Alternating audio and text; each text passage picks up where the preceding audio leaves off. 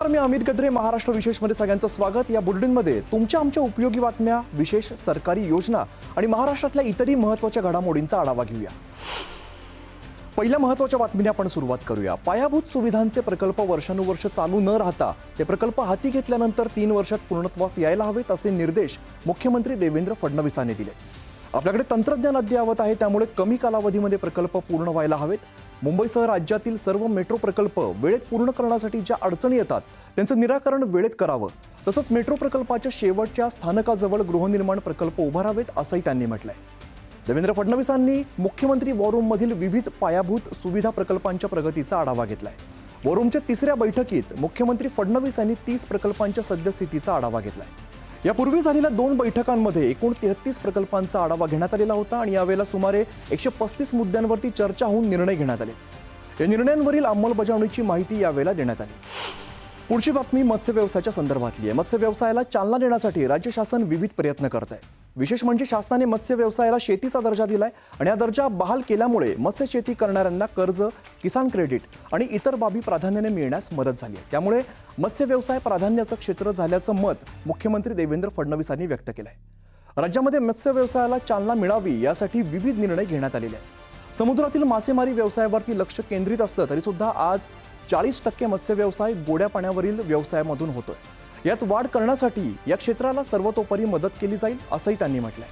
अमरावतीच्या मोर्शी या ठिकाणी महाराष्ट्रातील 4थं आणि पश्चिम विदर्भातील पहिल्या मत्स्य विज्ञान महाविद्यालयाचं भूमिपूजन पार पडलं। या कार्यक्रमात ते बोलत होते। पिढ्यानं पिढ्या जे मासेमारी करतात त्यांनाही त्या ठिकाणी मदत झाली पाहिजे आणि त्यांनाही नवीन तंत्रज्ञान मिळालं पाहिजे, मासेमारीच्या नवीन संकल्पना तयार झाल्या पाहिजेत आणि मोठी रोजगाराची व्यवस्था देखील निर्माण झाली पाहिजे। या दृष्टीनं खरं म्हणजे आपल्या मत्स्य व्यवसाय विभागाच्या माध्यमातून आज आपण काम करतो। आता बातमी पुण्यातून। मुख्यमंत्री देवेंद्र फडणवीस यांच्या हस्ते पुणे महानगर प्रदेश ग्रोथ हब या उपक्रमाचं उद्घाटन झालं। पुणे हे मॅन्युफॅक्चरिंग कॅपिटल आहे। इथे उच्च दर्जाच्या शिक्षण संस्था आणि कुशल मनुष्यबळ उपलब्ध आहे। नियोजनबद्ध पद्धतीने आणि योग्य धोरणांच्या माध्यमातून इथे सक्षम इकोसिस्टीम उभारणं शक्य आहे असं मुख्यमंत्री देवेंद्र फडणवीस म्हणाले। पुण्याचं नवीन विमानतळ आणि रिंग रोड या महत्त्वाच्या प्रकल्पांमुळे शहराच्या अर्थव्यवस्थेवरती सुमारे 3 लाख कोटींचा सकारात्मक परिणाम होणार आहे। तसंच महाराष्ट्राची स्पर्धा आता केवळ देशातील इतर राज्यांची नाही तर आंतरराष्ट्रीय स्तरावरती असल्याचंही त्यांनी म्हटलंय। पुढची विशेष बातमी बघूया। महसूल विभाग राज्याचा आर्थिक विकासाचा कणा आहे। गतिमानता, पारदर्शकता आणि तत्परतेने सेवा देणारा विभाग म्हणून याची ओळख आहे। राज्यातील जनतेला सर्वाधिक ऑनलाईन सेवा उपलब्ध करून देणारा हा विभाग आहे। त्यामुळे तंत्रज्ञानाच्या सहाय्याने महसूल विभाग अधिक सक्षम करण्याचा प्रयत्न असल्याचं मुख्यमंत्री देवेंद्र फडणवीस यांनी म्हटलंय।